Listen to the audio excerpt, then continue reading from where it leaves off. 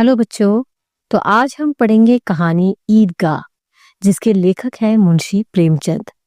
ये कहानी हामिद नाम के एक छोटे से लड़के के बारे में है, जिसके माता पिता नहीं है और वो बच्चा अपनी दादी अमीना के साथ रहता है। इस कहानी में ईद जैसे महत्वपूर्ण त्योहार को आधार बनाकर मुस्लिम समाज के ग्रामीण जीवन की मनोहर झांकी प्रस्तुत की गई है।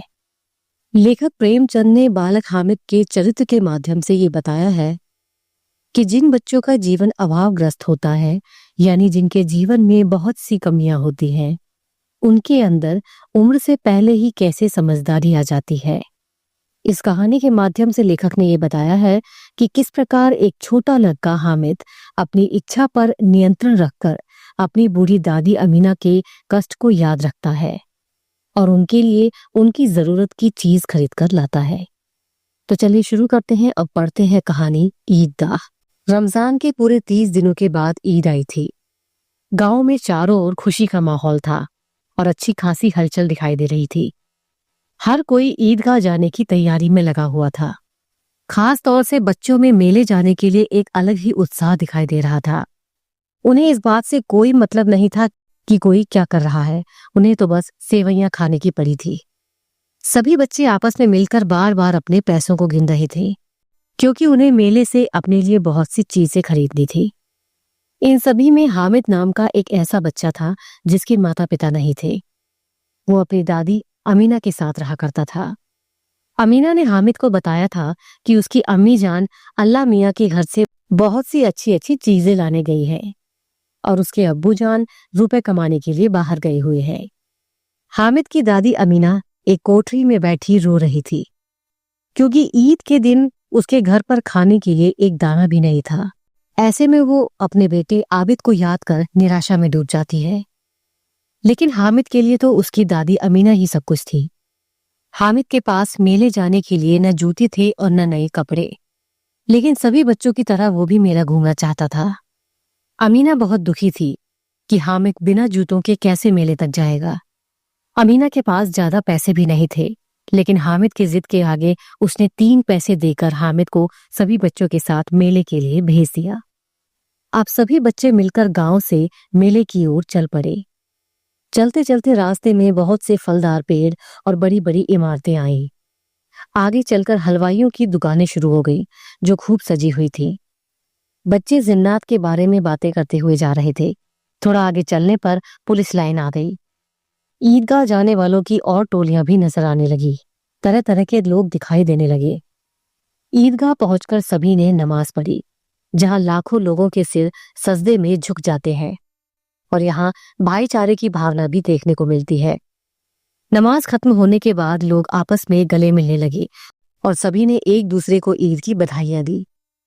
मेले में खाने खेलने की बहुत सी चीजें थी।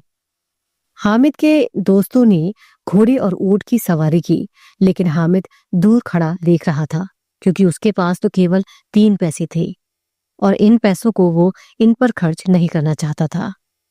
मेले में तरह तरह के खिलौने भी थे। हामिद इन महंगे खिलौनों को भी नहीं खरीदना चाहता था। तरह तरह के खिलौने खरीदकर बच्चे हामिद को चिढ़ा रहे थे। हामिद एक मासूम सा बच्चा था।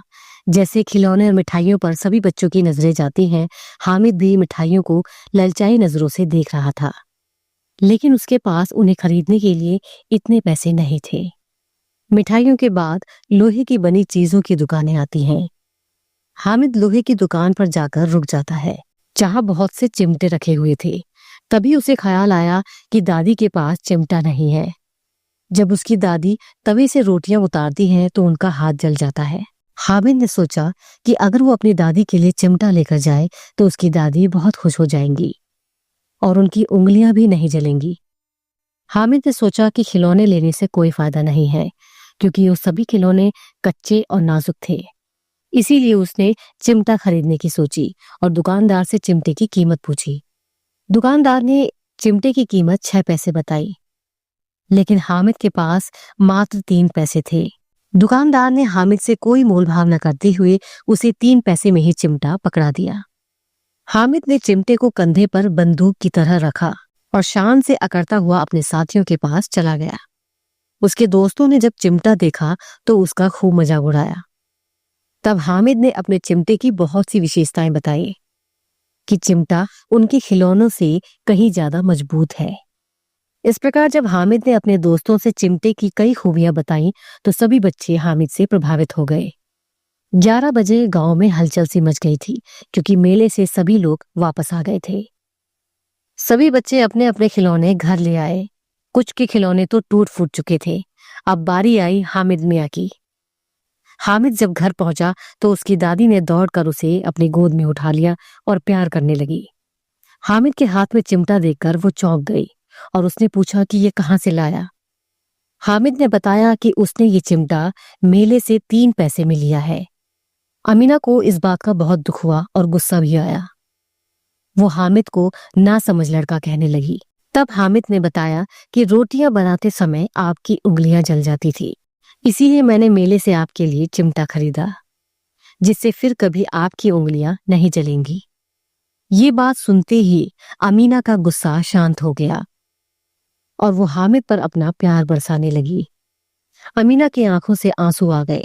वो सोचने लगी कि दूसरों को खिलौने लेते और मिठाई खाते देखकर इसका कितना मन किया होगा, लेकिन किस प्रकार इस बच्चे ने अपना संयम बनाए रखा, अपना नियंत्रण बनाए रखा। मेले जाकर भी इस बच्चे को अपनी बूढ़ी दादी की ही याद रही। अमीना खुशी से रो रही थी और अपना दामन फैलाकर हामिद को दुआएं दे रही थी। इस प्रकार इस कहानी के माध्यम से ये पता चलता है कम उम्र में ही बच्चे कितने समझदार और जिम्मेदार हो जाते हैं।